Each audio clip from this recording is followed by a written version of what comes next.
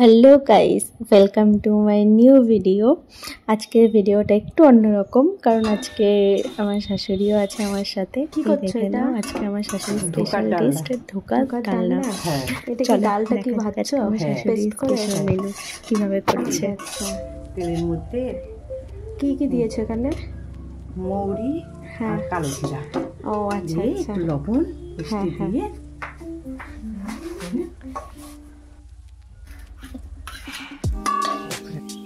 একটা থালায় তেল মেখে আচ্ছা। ও থালার মধ্যে তেল মেখে নিয়েছো? হ্যাঁ আচ্ছা, এটা এখন ম্যাশ করছো? হ্যাঁ তারপর এটাকে ঠান্ডা করার জন্য রেখে দিতে হবে। আচ্ছা ঠিক আছে, হয়ে গেছে এটা। এখন বলতে মতন করে কাটতে হবে। ও আচ্ছা, চাকু দিয়ে কেটে নিচ্ছ এখন এটা? বাহ, দেখতে তো ভালো লাগছে।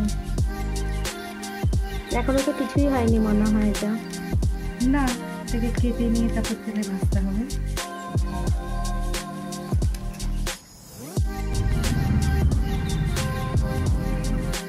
ভালো বল গম কি আর কম আছে, লাল লাল করে ভেজে নিতে হবে।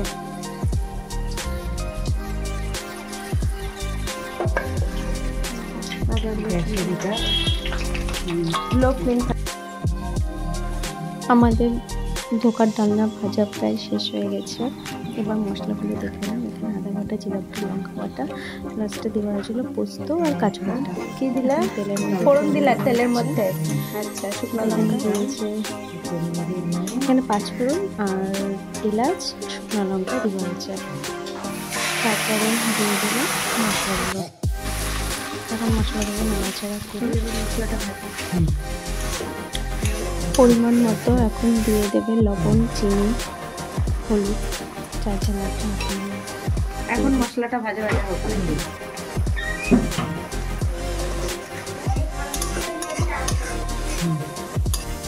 আগে থেকে করে রাখা ছিল পোস্ত আর কাজু বাটা, সেই পোস্ত আর কাজু পেস্টটা দিয়ে দেবে।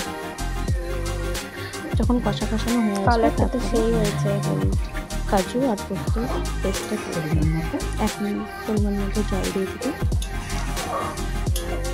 ঝোলটা ফুটতে থাকবে, যে কড়াগুলো ভেজে রাখা হয়েছিল সেটা ঝোলের মধ্যে দিয়ে দেবে। এই যে ফাইনালি লুক, ধোকার ডালনা ইজ কমপ্লিট। দেখো